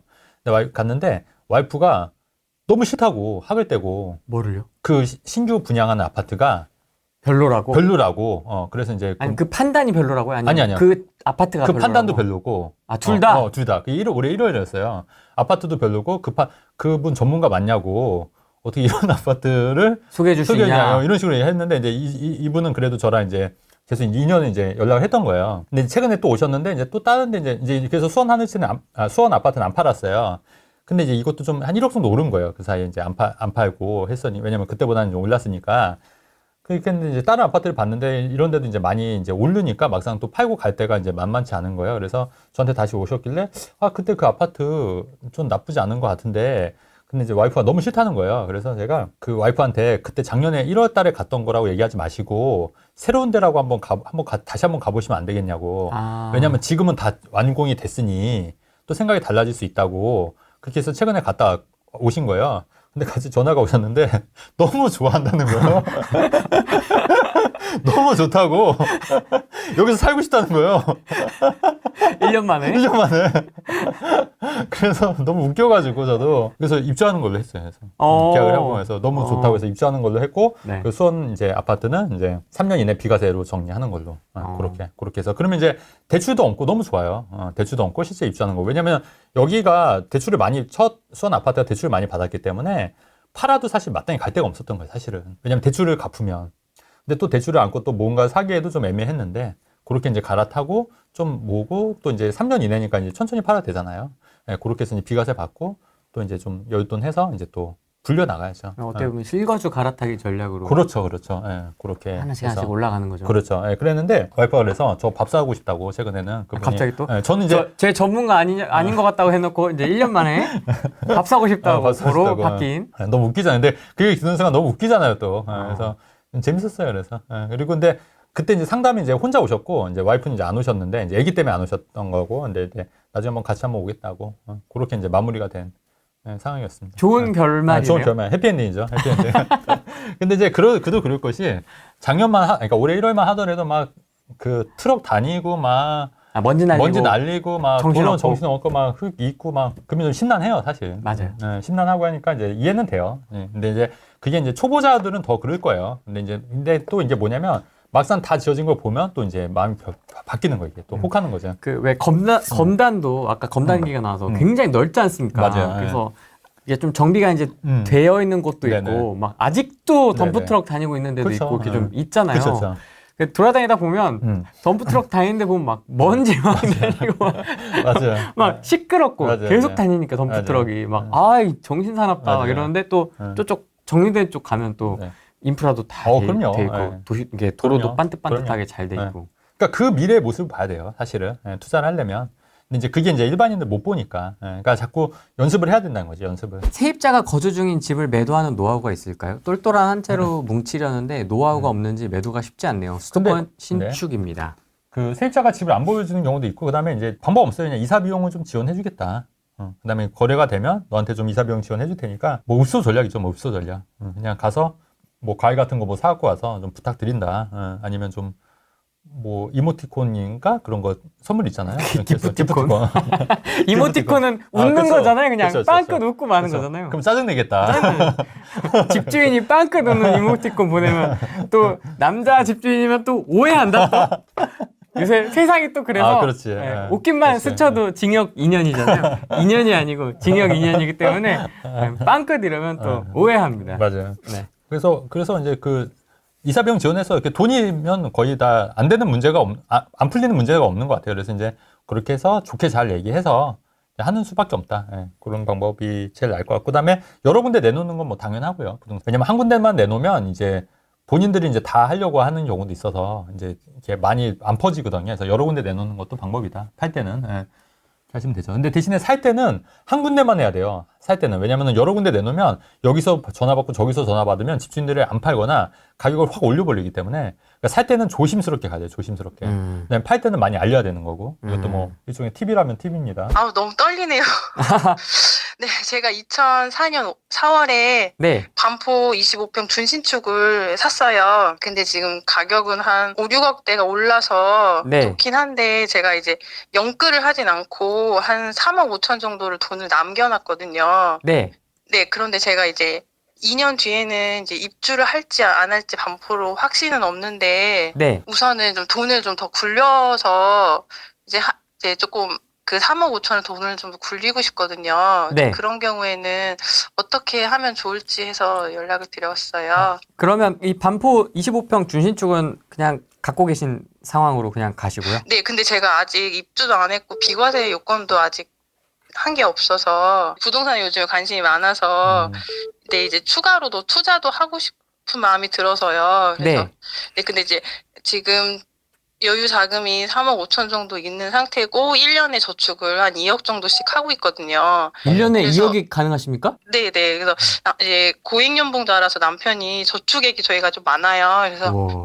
이제 그거를 차라리 더 모아서 그냥 2년 뒤에 들어가 살지, 그게 좋을지, 아니면 지금 있는 금액을 더 굴려서 아예 조금 더 자산을 늘려갈지, 한 채를 더 매입해서 그렇게 좀 고민하고 있거든요. 네네. 그러니까 제 생각은 어차피 네. 네. 안녕하세요. 저 너무 떨려가지고 네. 지금 너무 팬이라서. 아니 저도 떨려요 지금. 네네. 3억 5천이면 네네. 그러니까 지금 어쨌든 반포에 준신축 한 채만 있으신 거잖아요, 그죠? 예, 맞아. 1주택자예요. 네. 네. 그럼 이거 혹시 명의는 누구 명의세요? 공동 명의세요? 아니면? 공동이요. 네, 공동이요? 네, 공동명의. 그러면 공동 명의로 하나를 더 사실 수 있으세요.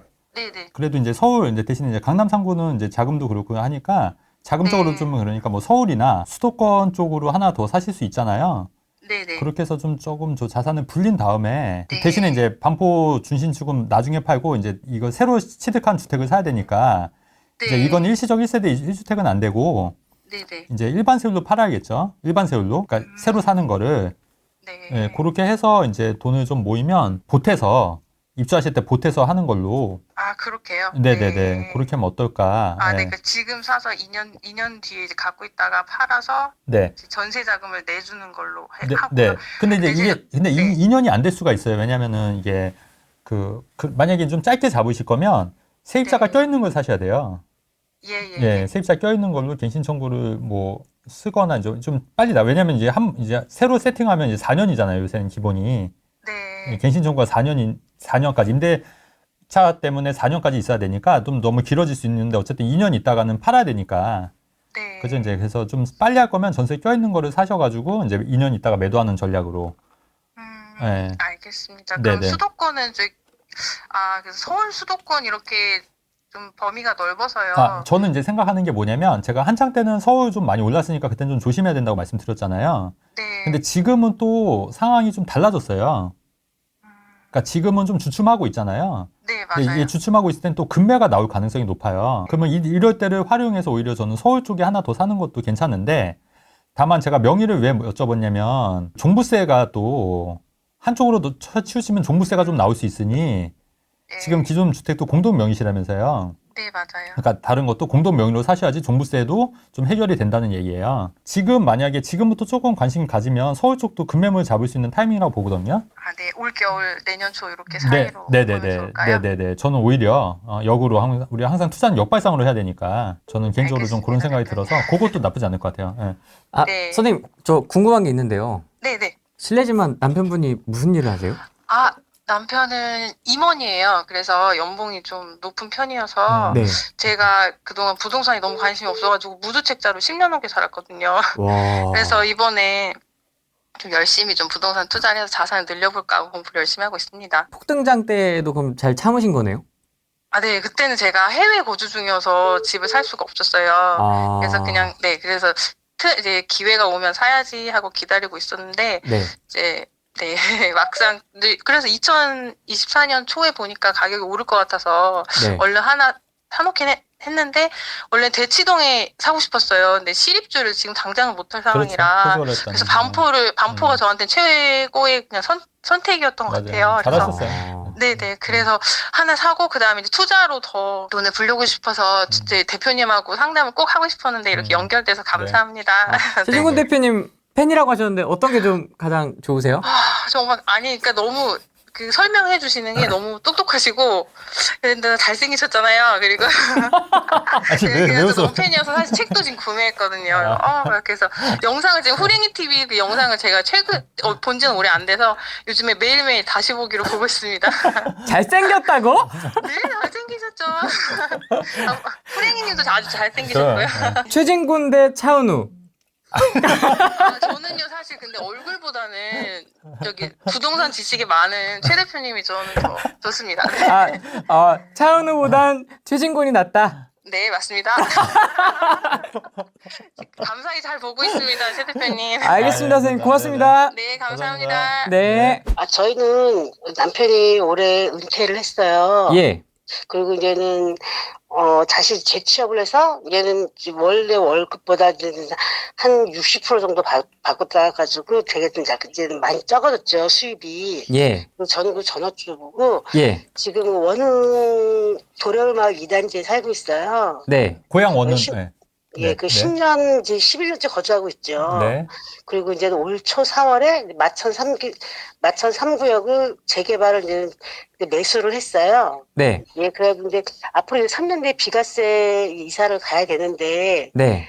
그래가지고 앞으로 어떻게 행동을 하고 하는 게 좋을지, 네. 그게 요즘 많이 고민을 하고 있거든요. 그래서 첫 번째는, 우리가 이제 여기서 이제는 전세로 해서 우리가 전세를 사는 걸로 해가지고 살다가 이제는 그 마천 3구역이 사업 시행 인가가 나면은 대체주택을 구입할 수가 있잖아요. 맞아요. 네. 예, 그래서 그걸로 해가지고 이렇게 용인이나 그쪽으로 이사를 갈까?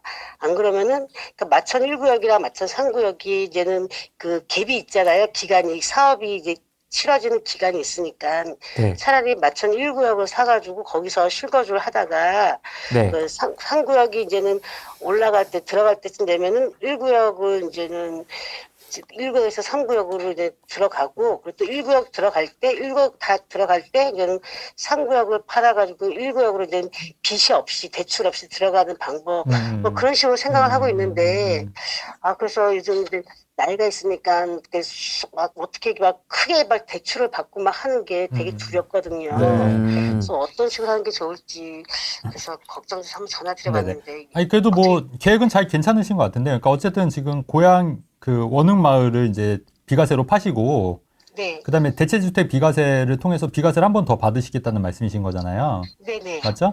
그래서 그거를 근데 이제 대체주택 비과세 경우에는 이제 실거주 하셔야 되니까. 네. 그죠? 이제 실거주 가능한 데를 하시는 게 맞을 것 같은데, 마천 1구역을 그러면 요거는 좀 자금이 많이 들어가지 않아요? 여기서 실거주 하시려면? 요즘은 다른 데는 막 피가 많이 붙었는데 네네. 마천 쪽은 피가 많지가 않더라고요. 네. 그래가지고 생각보다 요즘도 네. 계속 그거를 쳐다보고 있는데 저희가 이제 4인 가족이거든요. 네, 성인 4인 가족인데 네네네.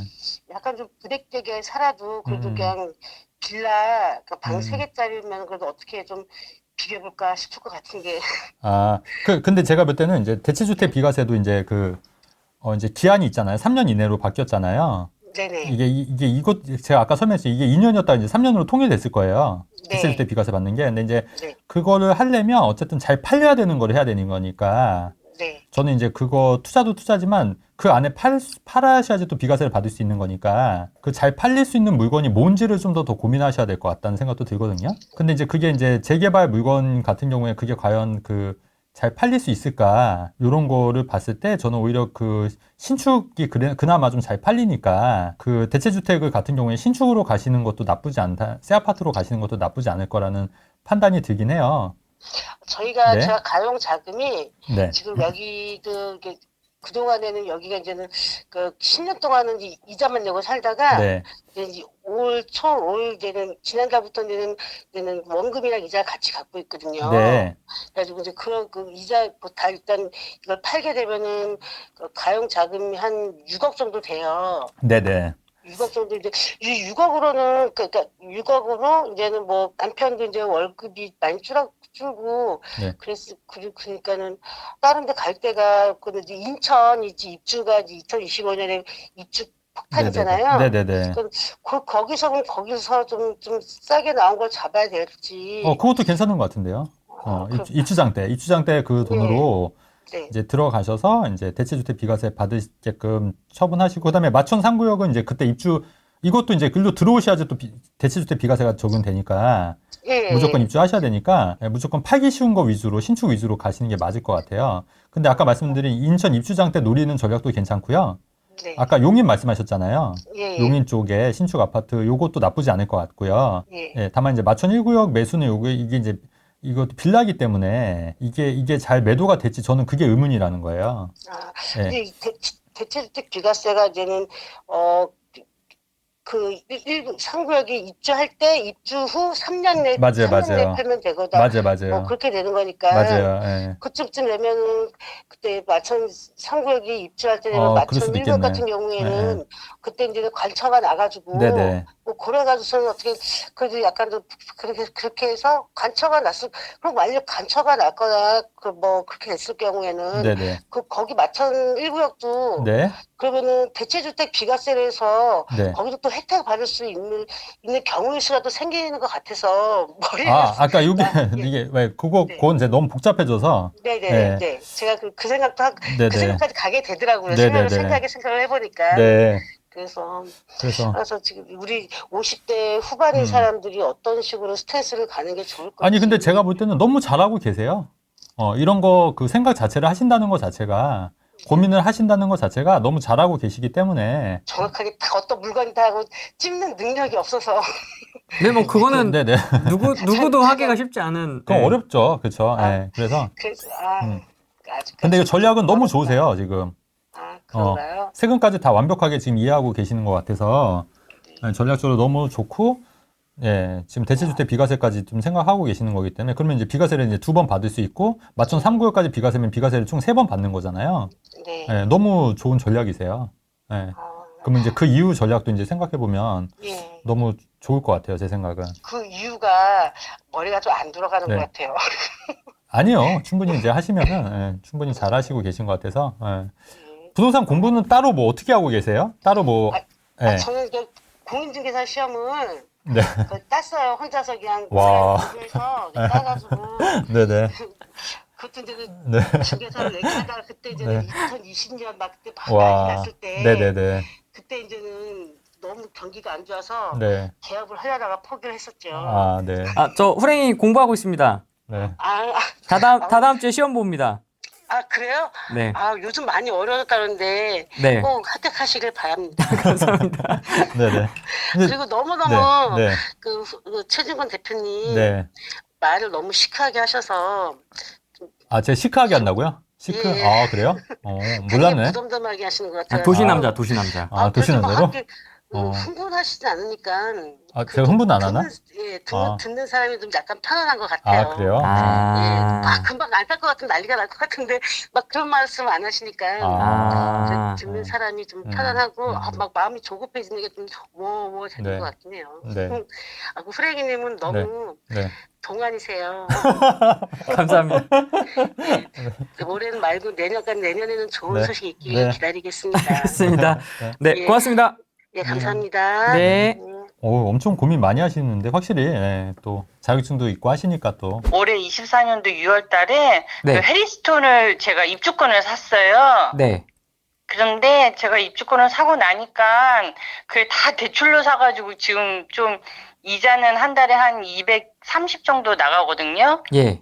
예, 근데 제가 이제 지금 최 대표님한테 전화드린 거는 네. 제가 이제 앞으로 이 계획을 다 제가 잘 했다고 생각해갖고 플랜을 짠 건데 네. 이거 앞으로 어떻게 유지를 해야 될지를 모르겠는 거예요. 네, 네. 구매를 했는데 그래서 앞으로 계획을 제가 어떻게 하면 좋을지 그 부분 한번 여쭤보고 싶어서 전화드렸어요. 그러니까 어쨌든 이제 입주권을 샀는데 좀 너무 무리하게 사셨다는 말씀이신 거죠? 네, 맞아요. 아. 그 저희 집을 수지에 있는 집을 담보로 음. 지금 4억을 대출을 일으키고 있는 돈 다 끌어가지고 지금 대출을 한 5억 5천을 대출을 껴서 입주권을 무리하게 네. 샀거든요. 네네네. 아니 그러면 그 수지에 그 거주하시는 주택 그 입주권은 언제 완공이 돼요? 아, 입주권은 27년도 12월에 완공돼요. 그러면 27년까지 버티시다가 네. 수지 집 처분하시고 들어가실 수는 있잖아요. 네네네. 뭐 그렇게 하셔야 되지 않을까요? 네, 근데 그렇죠. 제가 혹시 이거를 투자 목적으로 실거주 목적이 아니라 투자 목적으로 하고 싶으면 네. 그 예를 들어서 수지 집은 제가 그 비과세를 만들어 놨거든요. 그렇죠. 예. 예, 근데 최 대표님 맨날 그 얘기하시는 거 들어보면 이렇게 1가구 2주택 비과세 전략으로 하면 좋다. 네네네. 그래서 저도 계속 이 방송 듣고 있었는데 네. 그래서 일단 수지 집을 팔고 그 집에 들어갈 생각을 안 하고 네. 투자를 하면 어떤 방법으로 투자하는 게 좋은지. 아니 근데 지금 너무 지금 본인도 느끼시는 게 무리해서 이제 투자를 하신 거잖아요. 이제 네. 이자 부담이. 네, 그러시니까 이거를 또 팔고 뭐 또 다른 거를 뭐 하기에는 네, 이제 더 부담이 되거나 아니면 수지집을 처분하고 다른 거를 좀 낮게 잡으면 좀 낮은 가격, 그러니까 좀 저렴한 거 위주로 하면 되는데 그것도 많진 않으니까 제가 볼 때는 그냥 좀 버티시다가 입주할 때쯤 돼서 이제 기존 주택을 처분하시고 네네. 어쨌든 여기는 이제 실거주로 일단 들어가시고 나서 아, 그리고- 그 헤리스로 들어가라고요? 아니 뭐 그 수밖에 없지 않을까요? 그 수밖에. 예, 여기서 뭐 따로 지금 대출이 많이 부담이 되시는데 네. 따로 여기서 뭔가 또 투자를 하기에는 좀 부담스럽지 않을까 하는 게 제 생각이어서. 아, 예. 그러니까 대출 받은 금액이 수지 집이니까 네. 이 수지 집을 팔고 그 네. 대출을 갚고 네. 해리스톤을 들어가지 않고 해리스톤을 대출을 받아서 다른 걸 또 투자하는 거는 네, 그러니까 좋은 생각. 아니 그러니까 그것도 괜찮은데 아, 제가 볼 때는 약간 워워해야 될 것 같아요. 지금 이 부분 같은 네네. 경우에는 뭐냐면 네. 아직 그 준비가 안 돼 있고 아, 그렇게 공부가 안 돼 있는 상태에서 뭐라고 섣불리 말씀드리기가 저희가 굉장히 어려워요, 사실은. 아, 네. 근데 이제 저희가 딱 말을 했는데 또 그거 했는데 또 그게 이제 저희가 또 그게 또 깊은 얘기가 아니라 단편적인 얘기일 수 있거든요. 근데 그 단편적인 얘기만 듣고 뭔가 의사결정을 했는데 그게 또 잘 안 되는 케이스가 굉장히 많아요. 그렇기 때문에 제가 볼 때는 그런 걸 많이 느꼈기 때문에 아마 조금 더 공부하시고 하라는 말씀을 했던 것 같은데 저도 좀 전화 통화를 해보니까 좀 그런 생각이 들거든요. 그래서 여기서 네네. 너무 그러니까 제가 많이 이제 경험을 해보니까 이제 네. 조금 잘 되신 분들이 어떠냐면은 너무 막 이제 한 번 잘 되니까 너무 무턱대고 막 여러 채를 막 한 번에 하시는 분들 계시고요. 네. 예, 그리고 이제 또 이게 잘 모르고 어설프게 아시는 분들이 또 막 무턱대고 막 하시는 분들이 굉장히 많이 봤거든요, 제가. 예. 근데 투자가 그렇게 쉽지는 않더라고요, 제가 보니까. 네, 오랜 맞아요. 시간 보니까. 그래서 네. 요거는 좀 차근차근 가는 게 저는 낫다고 판단하기 때문에 네. 일단 요거 하나를 했고 또 네. 요거를 처분해서 또 뭔가 다른 또 의사결정을 하기에는 네. 좀 아직 준비가 좀 많이 안 되신 것 같으니 아, 예, 조금 더 네. 천천히 좀 지켜보시는 게 어떻겠냐는 게 제 아. 판단이고 또 이제 실거주 집을 판다는 것 자체는 나뿐만 아니라 가족들 전체의 어떤 그 삶의 질이 달라지는 문제예요. 또 네. 남편뿐만 아니라 자녀분들까지도 네, 네. 예, 그래서 그런 부분도 같이 의논을 해야 거기 때문에 네. 요건 사실 쉽지 않은 문제인 것 같아요. 그래서 아. 만약에 처분해서 뭐 당장 뭘 할 거냐부터 고민을 하셔야 되는데 당장 뭘 할 거냐에 대해서도 어떤 대안이나 이런 게 없으시잖아요, 지금. 네, 맞아요. 근데 그거를 뭐 섣불리 처분하고 뭘 하는 건 아닌 것 같아서 네. 좀 더 기다리고 좀 공부하시는 게 어떨까. 저는 아. 개인적으로 좀 그런 생각이 좀 많이 들거든요. 네. 네네네. 일단은 그러면 뭐 급하게 하지 말고 네네. 대표님 말씀은 그냥 좀 시간을 갖고 좀 공부하면서 좀 기다려 봐라 이렇게. 그럼요. 그 다음에 이제 그 대출 이자도 그렇고 좀 이거는 어떻게 해결해 하셔야 되냐면 네. 방법 없어요. 앞받기를 더 늘리는 수밖에 없어요. 앞받기. 그러니까 뭐 주말에 알바를 하신다거나 네네, 예, 맞아요. 뭐 스마트 스토어를 뭐 힘들지만 아니면 뭐 그냥 주말 알바라든가 뭐 네. 할 수 있는 일자리들이 좀 있을 거 아닙니까? 네네. 그런 거 해서 뭐 줄이는 수밖에 없어요. 제가 볼 때는. 예. 소비를 줄이고 어쨌든 그렇죠. 자축을 좀 많이 늘려서 그렇게 부담을 해야 낮추는 되겠네요. 수밖에 없는 거죠. 예. 아. 너무 당연한 얘기 같은데 사실 네네. 이게 사실 아니, 너무 맞아요. 근데 이게 당연한 얘기지만 이게 사실 진리이기 때문에 네. 네. 그래서 지금 현재 상황에서 이것도 팔고 또 뭐 갈아타고 하면은 계속 후회만 남으실 수 있어요. 후회만. 아. 지금 요거 입주권 산 것도 약간 후회하시는 거잖아요. 지금 솔직히 말씀드리면. 후회라기보다는 네. 조금 제가 용인 수지에서 오래 네. 살았는데 이 집이 이제 25년 다 돼가니까 네. 그 신축으로 가고 싶고 조금 네. 입지를 조금 이렇게 상급지로 간다고 해서 네. 상급지 도전을 한번 했는데 네, 네. 그 입주권은 그래도 좀 가격을 좋게는 산 것 같아서. 네. 아, 그러세요? 예. 그러면 다행이시긴 한데 이제 네. 그러면 이제 너무 좀 대출을 많이 일으킨 게 좀 부담이 되신다는 맞아요. 말씀인 네, 거잖아요. 네, 맞아요. 예, 그러니까. 예. 근데 어쨌든 그 결정한 거는 뭐 맞게 하셨으니까 요 대출 네. 부담만 좀 줄이시는 방법으로 하셔야 될 것 같아요. 예. 아, 예. 그리고 나서. 네, 그리고 너무 나서. 감사합니다. 네, 네. 알겠습니다. 잘 판단하셨으면 좋겠습니다. 네, 감사합니다. 네, 고맙습니다. 네. 그러니까 이게 이분 같은 경우는 조금 애매할 것 같아요. 수입이 예. 얼마인지는 모르겠습니다만 네, 네. 빡세긴 하다. 빡세죠. 예. 그러니까 제가 항상 이렇게 좀 무리하지 않는 투자를 좀 지향하는 이유도 이렇게 하다 보면은 또 너무 무리해서 욕심내서 하면은 좀 힘들어져요. 그래서 항상 우리에게 이게 다리도 한 번에 치지 말자고 조금씩 치자고 얘기하는 게 다 같은 맥락인 거예요. 다 같은 맥락. 그러니까 이런 케이스들이 많다는 거예요. 그러니까 이러면 원래 원칙대로 못 가는 거예요. 원래 원칙은 나중에 입주하려고 했던 건데 또 이게 상황이 바뀌는 거지 않습니까? 힘드니까. 근데 힘들어서 또 내린 결정이 또 잘못된 결정일 수 있다는 얘기예요. 그러면 점점 안 좋아지는 거예요, 상황이. 그럼 이것도 못 지키는 수도 있는 거고, 입주권도. 그래서 이제 말씀을 드리는 측면, 그래서 제가 이제 그런 조언을 드린 거니까 네. 참고하시면 좋을 것 같습니다. 네. 많이 올라갔던 지역 중심으로 좀 네. 이 소강 상태가 좀 더 보이는 것 같고요. 맞습니다. 네. 뭐 지방은 여전히 그런 상황인 네네, 거고 맞습니다. 이런 상황인데 앞으로 좀 어떻게 될 거라고 정리를 좀 해주시죠. 네. 그러니까 제가 말씀드린 게 여러분 그 부동산 시장이라는 게 그 항상 눌리는 것도 아니고 항상 침체만 있는 것도 아니고 이렇게 계속 이렇게 상승과 하락을 왔다 갔다 하지 않습니까? 근데 이제 항상 제가 느끼는 건 뭐냐면 정부에서 인위적으로 눌렀을 때 그 부작용이 생각보다 세더라.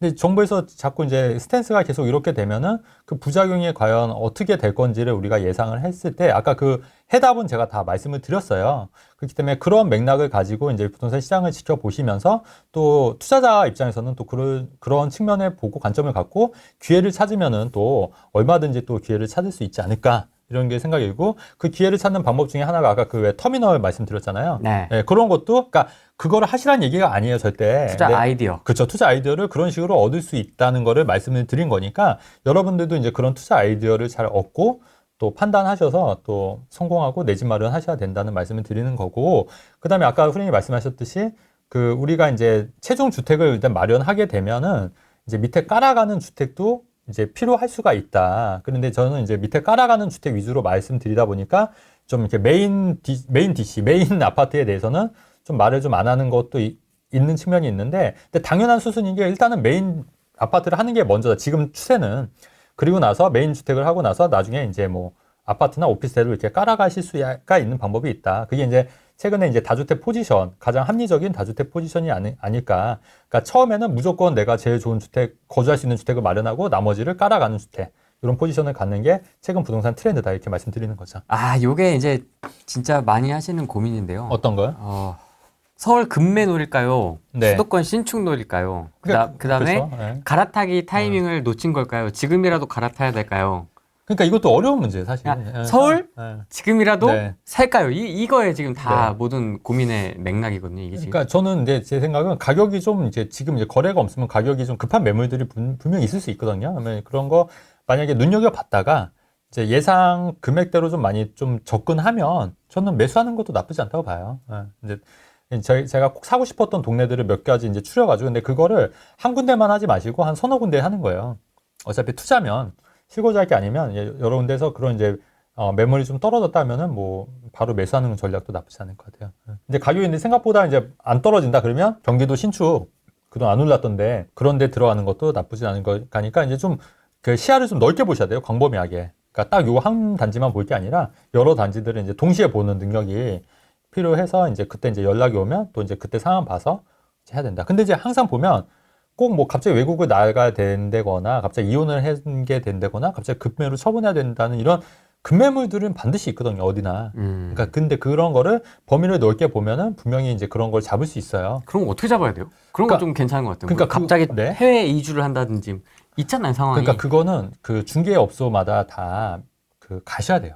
직접 얼굴을 맞대고 꼭 연락을 달래거나 해서 여러 번 비춰야 돼요. 근데 이제 이런 건 있어요. 이제 저 같은 경우에는 이제 급매물이 많이 연락이 오는 편이긴 해요. 왜냐면 그동안 이제 많이 저도 네트워크가 구축이 됐으니까. 있으니까. 그래서 급매물이 오면 저도 이제 기존 이제 회원들한테도 이제 드리는 거예요. 매수 매칭을 할 수 있는 거예요. 중개업이 자격증이 있으니까. 근데 이제 일반인들이 그게 없지 않습니까? 근데 그거를 없는데 만들려면 방법 없어요. 계속 그냥 눈도장 찍는 거예요. 여러 군데를. 그 방법밖에 없는 거고. 그래서 이제 저 같은 경우에는 사실 이제 그동안 이제 노하우나 이제 그런 쌓여 있으니까 여러 군데 이제 저희랑 이제 거래하는 부동산이 많아지니까 이제 그런 이제 연락이 오면은 좀 수월하게 갈 수 있는 거죠.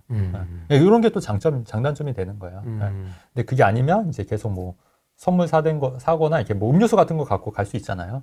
가서 이제 계속 얘기하고 이제 부동산이랑 친해지는 방법밖에 없는 거예요. 그분들도. 왜냐면 그래야지 연락이 오는 거니까. 남자 소장님들하고 친해지는 게 참 어려운 것 같습니다. 그래서 이제 여자 소장님들한테 가면 될 것 같아요. 여자 소장님. 남자 소장님한테 가면 그도 어색해하고 나도 어색해하고. 그러니까 그거를 약간 좀 반대 방향으로 가면 좋을 것 같아요. 그러니까 여자분들은 좀 약간 남자분들이랑 좀 친해지면은 더 좋아할 것 같고 남자분들은 여자 소장님한테 좀 가면은 좀 아니면 또 여자들끼리도 친해진 경우가 있어요.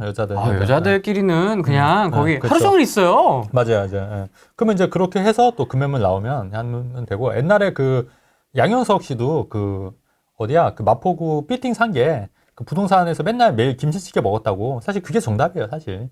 그러면 이제 거기서도 이제 뭐 그런 이제 매물이 나오면 이제 제일 먼저 연락이 오는 거니까. 다만 이게 좋은 매물인지 금매물인지 알려면 본인이 또 계속 공부를 하긴 해야겠죠. 근데 그런 공부는 요즘 유튜브나 이런 게 워낙 잘 돼 있으니까 또 그런 거 통해서 배우면 되죠. 어렵지 않습니다, 여러분. 부동산 투자는 어렵진 않아요. 이제 다만 본인의 의지와 이제 꾸준함만 있으면 되는 것 같아요. 그렇게 어렵지는 않기 때문에 누구나 다 열심히 하시면은 괜찮을 것 같아요.